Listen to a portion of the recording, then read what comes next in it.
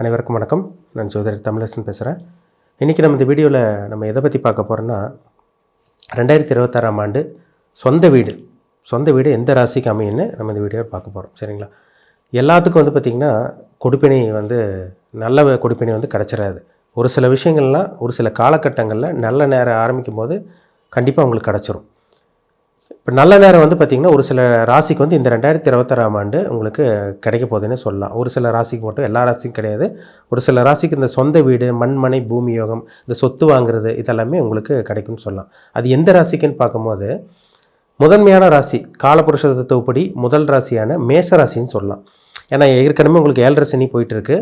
7.5 சனியில் பார்த்திங்கன்னா கொஞ்சம் கஷ்டமும் பட்டுட்ருக்கீங்க. கொஞ்சம் விரயம் செலவு, மருத்துவ செலவு, ஹாஸ்பிட்டல் அட்மிஷன் ஆகிறது, ட்ரீட்மெண்ட் எடுக்கிறது, மாத்திரை மருந்து, ஊசி, இதெல்லாம் அந்த மாதிரி செலவெல்லாம் உங்களுக்கு வச்சுட்டு தான் இருக்குது. ஏன்னா 12 சனி தேவையில்லாத வீண் விரயங்கள் உங்களுக்கு சனி கொடுத்துட்ருக்கார். சரிங்களா? ஏன்னா ஒரு கர்ம அமைப்படி உங்களுக்கு 12ஆம் இடத்துல இருக்கிறதுனால தேவையில்லாத விரயங்கள், தூக்கமின்மை, தூக்கம் இல்லாத ஒரு நிலை, குடும்பத்தில் சில பிரச்சனைகள், பணப்பிரச்சனை, ஹெல்த்தில் சில பிரச்சனைகள், உடல் ஆரோக்கியத்தில் சில பாதிப்புகள், இதெல்லாமே இந்த 12ஆம் இடத்துல இருக்க சனி மேசராசினியர்கள் கொடுத்துட்டு தான் இருக்குது. மேக்ஸிமம் பேரங்க மேசராசிக்காரங்களுக்கு ஏதோ ஒரு ஹெல்த் இஷ்யூஸுங்க, ஹெல்த் பிரச்சனை, பணப்பிரச்சனை, இது மாதிரி ஏதோ ஒன்று வந்துட்டு தான் இருக்குது. ஏன்னா ராசிக்கு 12ல் சனி இருந்தாலே உங்களுக்கு மருத்துவமனையில் ஹாஸ்பிட்டல் அட்மிஷன் ஆகிறது, மருத்துவ செலவு வர்றது, இந்த மாதிரி விஷயங்களை வைக்க தான் செய்யும்.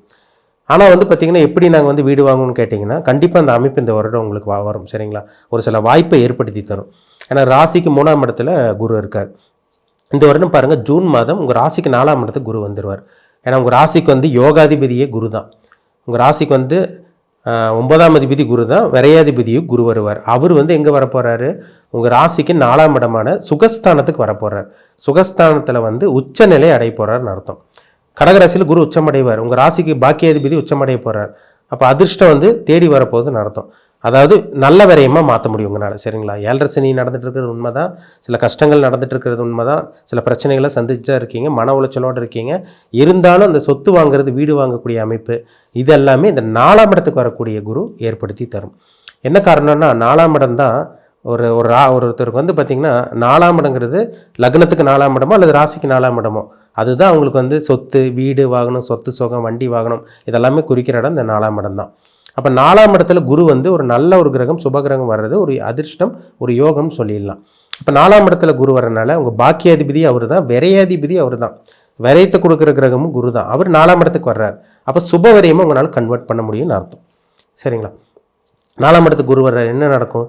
வீடு வாங்க முடியாமல் இருக்கவங்க இந்த டைமில் கடனுடனே வாங்கியாச்சு வீடு வாங்குவீங்க. இந்த நேரத்தில் வீடு வாங்கக்கூடிய அந்த வாய்ப்பை ஏற்படுத்தி தரும். ஒரு 2 வீலர் வச்சுருக்கீங்க, ஒரு கார் வச்சுருக்கீங்க, இல்லை எதுவுமே வண்டி வாங்கணும் எதுவுமே இல்லை, புதுசாக வாங்கணும்னு நினைக்கிறீங்க, தாராளமாக வாங்கலாம். அதுக்குண்டான நேரம் தான் இந்த நேரம். சரிங்களா? ஏன்னா ஏற்கனவே உங்களுக்கு விரை சனி போயிட்டுருக்கு. தாராளமாக நீங்கள் விரயம் பண்ணலாம். தேவையில்லாத விரயங்களை விட இந்த மாதிரி சுப விரயங்கள் பண்ணிட்டீங்கன்னா இந்த 12ஆம் இடத்துல இருக்க சனி உங்களுக்கு பெருசாக பாதிப்பு ஏற்படுத்தாது. அதே மாதிரி விரையாதிபதி அவர் தான், விரையாதிபதி குரு தான். விரையாதிபதி குரு பார்த்திங்கன்னா உங்களுக்கு 4ஆம் இடத்துக்கு விரயஸ்தானத்தையே பார்ப்பார், சொந்த வீட்டையே குரு பார்ப்பார். சனி மேலேயும் குருவோட பார்வை விழுகும். அப்போ நிச்சயமாக இந்த வருடம் பார்த்திங்கன்னா ஒரு வீடு வாங்குறது, ஒரு நிலம் வாங்குறது, இந்த மாதிரி விஷயங்களை உங்களுக்கு நிச்சயமாக ஏற்படுத்தி தரும். 2 வீலர் வாங்கலாம், 4 வீலர் வாங்கலாம், செகண்ட் ஹேண்ட் 2 வீலராக இருந்தாலும் சரி, இல்லை புதுசாக 2 வீலர் 4 வீலராக இருந்தாலும் சரி, எதாக இருந்தாலும் சரிங்க. இந்த மண்மனை, பூமி யோகம், இந்த சொத்து சுகம் அமையக்கூடிய வாய்ப்பு இந்த வருடம் உங்களுக்கு இருக்குது. இதை அமைச்சிக்க முடியும். உங்களால் கஷ்டம் இருக்கும், உங்களுக்கு மன உளைச்சல் இருக்கும், மருத்துவ செலவு இதெல்லாமே உங்களுக்கு இருந்தாலும் கூட இந்த 4ஆம் இடத்துக்கு வரக்கூடிய குரு 12ஆம் இடத்தை பார்க்கறதுனால சுபவிரயமாக உங்களுக்கு மாற்றிடுவார். அதனால் பயப்படவே வேண்டாம். இந்த வருடம் பார்த்திங்கன்னா ஒரு நல்ல ஒரு வருடமாக இந்த வருடம் உங்களுக்கு இருக்கும். ஏன்னா சனி மேலே குருவோட பார்வை விழுந்துட்டாலே சனியோட தாக்கம், அந்த கெடுபலன்கள் குரு அப்படி கண்ட்ரோல் கொண்டு வந்துடுவார். குரு பார்வை கோடி நன்மை. ஒரு கிரகத்தை குரு பார்த்துருச்சுனாலே அது நெகட்டிவான விஷயங்களை குரு பாசிட்டிவாக மாற்றிடுவார். அதுதான் குருவோட அமைப்பே. அப்போ 4ஆம் இடத்துக்கு வரக்கூடிய குரு நிச்சயமாக வீடு வாங்கணும், சொத்து, அந்த வீடு வாங்குறது, இல்லை நிலம் வாங்குறது, ஒரு பிளாட் வாங்கி போடுறது, இந்த மாதிரி விஷயங்களுக்கெல்லாம் ஒரு அற்புதமான ஒரு நேரம் சொல்லலாம் மேஷராசினியர்களுக்கு. அடுத்து பார்த்திங்கன்னா மிதுன ராசி. மிதுன ராசிக்கு பார்த்திங்கன்னா மிதுன ராசிக்கு நிறைய ப்ளஸ் பாயிண்ட் சொல்லாங்க. ஏன்னா ராசிக்கு 2ஆம் இடத்துக்கே குரு வர்றார், உச்ச நிலையில் இருக்கார். 2ஆம் இடத்துல குரு வர்றதெல்லாம் ஒரு சாதாரண விஷயமே கிடையாது, ஒரு அருமையான ஒரு விஷயம். மிதுன ராசிக்காரங்க நீங்கள் பார்த்திங்கன்னா ஏகப்பட்ட பிரச்சனைகள் இருந்திருப்பீங்க. எல்லாமே பார்த்திங்கன்னா அஷ்டம சனியெல்லாம் முடிச்சு இப்போ தான் ஓரளவு கொஞ்சம் ரிலீஃபாக இருக்கீங்க. சரிங்களா?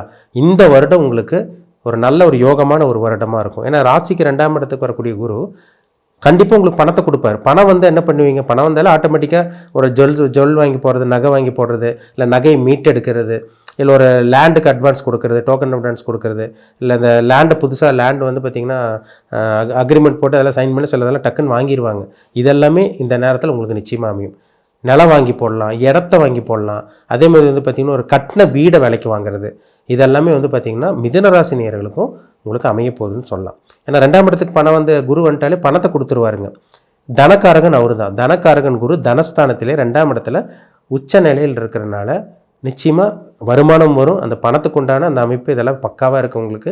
பணம் வந்து என்ன பண்ணுவீங்க, வீடு வாங்குறது, ஒரு இடத்த போய் பார்ப்பீங்க, பிடிச்சிரும், அட்வான்ஸ் கொடுப்பீங்க, உடனே வந்து பார்த்திங்கன்னா அது வந்து பார்த்திங்கன்னா டாக்குமெண்டேஷன் அதெல்லாம் போட்டு அதெல்லாம் உங்களுக்கு உங்கள் பேரில் வந்து சொந்தமாக்கிக்குவீங்க. இந்த மாதிரி விஷயங்கள்லாம் இந்த வருடம் உங்களுக்கு நடக்கும். கட்டின வீடு விலைக்கு வாங்குறது, இல்லை புதுசாக வீடு கட்டுறது இந்த ஒரு வருஷத்தில், இதெல்லாமே உங்களுக்கு அமைஞ்சிரும் உங்களுக்கு. சரிங்களா?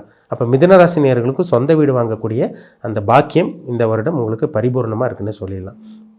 அடுத்து வந்து பார்த்திங்கன்னா உங்களுக்கு வந்து கன்னிராசிக்கு 11ஆம் இடத்துல லாபஸ்தானத்திலே குரு இருக்கார். உங்களுக்கு 4ஆம் அதிபதி குரு உச்சத்தில் இருக்கார். 4ஆம் இடமே உங்களுக்கு வீடு வாகனம் சொத்து சொகை எல்லாமே 4ஆம் இடம் தான். அவர் 7ஆம் அதிபதியே வந்துடுவார். 11ஆம் இடத்துல உச்சமடைகிறார். அப்போ கன்னிராசி நேயர்களுக்கும் இந்த வருடம் நிச்சயமாக அந்த வீடு வாங்குறது, சொத்து வாங்குறது, பணம் பெரும் பணம் பெரும் பொருளை சம்பாதிக்கிறது இந்த கன்னிராசி தாங்க. ஏன்னா லாபஸ்தானத்தில் குரு உச்சமடைகிறார்.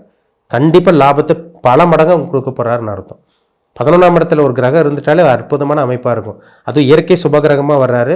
உங்கள் ராசிக்கு அவர் தான் சொகுசு கொடுக்குற கிரகம், சுகத்தை கொடுக்குற கிரகம், சொத்தை கொடுக்குற கிரகம், வீடை கொடுக்குற கிரகம், வாகனத்தை கொடுக்குற பிளானட்டே அவர் தான் உங்கள் ராசிக்கு. அவர் உச்ச கருதியில் இருக்கிறதுனால இந்த வருடம் நிச்சயமாக ஆரம்பிப்பதே கொஞ்சம் சில நல்ல விஷயங்கள்லாம் உங்களுக்கு நடக்க ஆரம்பிக்கும். ஜூன் மாதத்துக்கு அப்புறமே வந்து பார்த்திங்கன்னா நிறைய கன்னிராசிக்காரங்க சொத்து வாங்குறது, வீடு வாங்கக்கூடிய அந்த அமைப்பும் உங்களுக்கு பக்காவாக இருக்குதுன்னு சொல்லலாம். அடுத்து வந்து பார்த்திங்கன்னா துலாம் ராசிக்கு சொல்ல, ஏன்னா ராசிக்கு வந்து 10ஆம் இடத்துல குரு வந்து உங்கள் ராசிக்கு 4ஆம் இடத்தை பார்த்துருவார். ஒரு கடனுடனே வாங்கியாவது வந்து பார்த்திங்கன்னா இந்த வருடம் லோன் கட்டியாச்சு, நீங்கள் எப்படியாவது கடனுடனே வாங்கியாவது நீங்கள் வீடு கட்டிடுவீங்க. இந்த மாதிரி விஷயங்கள்லாம் துலாம் ராசி நேயர்களுக்கும் இந்த வருடம் உங்களுக்கு அமையும்னு சொல்லலாங்க. ஏன்னா 10ஆம் இடத்துல குரு உச்சம் அடைஞ்சு உங்கள் ராசிக்கு 4ஆம் இடத்தை மகர ராசி குரு பார்ப்பார். இது ஒரு சிறப்பான ஒரு அமைப்பு உங்களுக்கு. அப்போ முயற்சி பண்ணிங்கனாலே, துலாம் ராசிக்காரங்க முயற்சி எடுத்தீங்கனாலே அது கண்டிப்பாக அந்த முயற்சியில் நிச்சயமாக வெற்றி பார்த்துருவீங்க, கண்டிப்பாக சக்ஸஸ் ஆயிடுவீங்க. இது ஒரு நல்ல ஒரு அமைப்புன்னு சொல்லாங்க. சரிங்களா? இதே தாங்க உங்களுக்கு தனுசு ராசி. அதே மாதிரி தான் தனுசு ராசிக்காரங்களுக்கு வந்து ராசிக்கு வந்து 8ஆம் இடத்துல குரு இருந்து உங்கள் ராசிக்கு 4ஆம் இடத்தை குரு பார்ப்பார். ஆல்ரெடி உங்களுக்கு சனி 4ஆம் இடத்துல இருக்குது.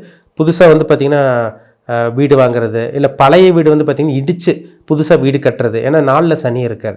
அங்கே குருவும் உங்களுக்கு 8ஆம் இடத்துல இருக்கிறனால இவங்களுக்கும் இந்த தனுசு ராசி நேயர்களுக்கும் அந்த வீடு வாகனம் வாங்கக்கூடிய அந்த அமைப்பு, வீடு அல்லது வாகனம் சொத்து வாங்குறது, இது வந்து தனுசு ராசி நேயர்களுக்கும் இந்த வருடம் இந்த குரு பயிற்சி மூலமாக உங்களுக்கு நிச்சயமாக அமைச்சு கொடுக்குங்கிறதுல சந்தேகமே கிடையாதுங்க. சரிங்களா? இன்னும் ஒரு சில ராசிக்கெல்லாம் இருக்குது. முக்கியமாக சொல்லப்போனால் இந்த ராசிக்கு தான் ஒரு நல்ல ஒரு அமைப்பாக இருக்குன்னு சொல்லலாம். சரிங்களா? மற்ற ராசியில் வாங்க முடியாதுன்னு கேட்டிங்கன்னா வாங்க முடியாத அந்த யோகம் இருக்கும். பட் இதெல்லாம் கொஞ்சம் இந்த ஆப்ஷனில் வந்து பார்த்திங்கன்னா இந்த ராசிக்கு வந்து ஒரு சிறப்பான ஒரு அமைப்பே இருக்குன்னு சொல்லிடலாம். சரிங்களா? அதனால் வந்து பார்த்திங்கன்னா மேஷ ராசி, மிதுன ராசி, கன்னி ராசி, துலாம் ராசி, தனுசு ராசி நேயர்களுக்கெல்லாம் இந்த வருடம் வீடு வாங்கக்கூடிய அமைப்பு, சொத்து வாங்கக்கூடிய அமைப்பெல்லாம் பரிபூர்ணமாக உங்களுக்கு அமையுங்கிறதுல டவுட்டே கிடையாது. உங்கள் ஜாதகத்தில் யோகமான தசாபுத்தியெல்லாம் நல்ல தசாபுத்தியெல்லாம் நடந்துச்சுன்னா இந்த வருடம் கொடுத்து வச்சவங்களாக இருப்பீங்க. எந்த ஒரு கஷ்டம் இல்லாமல், பிரச்சனை இல்லாமல் ஒரு நீட்டான ஒரு ஸ்மூத்தான ஒரு லைஃப் கண்டிப்பாக இந்த ராசிக்காரங்க வாழ்வாங்கிறதுல டவுட்டே கிடையாது. உங்கள் பிறப்பு ஜாதகத்தில் என்ன தசாபுத்தி போகுதுன்னு பாருங்கள். உங்களுக்கு சாதகமாக இருக்கா, பாதகமாக இருக்கா, இல்லை லக்னத்துக்கு 6-8 தசாபுத்திகள் நடந்து பாவிகளோட சம்மந்தப்பட்டு பாவகிரகங்களோட சம்மந்தப்பட்ட தசாபுத்தி நடக்குதான்னு பாருங்கள். அது ரொம்ப முக்கியம். சரிங்களா? ஏன்னா ஒரு சில பேருக்கு வந்து பார்த்திங்கன்னா நல்லது நடக்கிற மாதிரி நடந்து அப்படியே நெகட்டிவாக கொண்டு போய் விட்டுரும். இது வந்து அவயோக கிரகங்களோட தசாபுத்தி ஜாதகத்தில் நடந்தால் கண்டிப்பாக அப்படி ஏற்படும். நெகட்டிவான தசாபுத்தியா இல்லை பாசிட்டிவான தசாபுத்தியான்னு உங்கள் பிறப்பு ஜாதகத்தை பார்த்து தெளிவாக தெரிஞ்சுக்கோங்க. மீண்டும் அடுத்த பதிவில் சந்திக்கும் வரை உங்களிடமிருந்து விடைபெறுவது உங்கள் சோதரர் தமிழரசன்.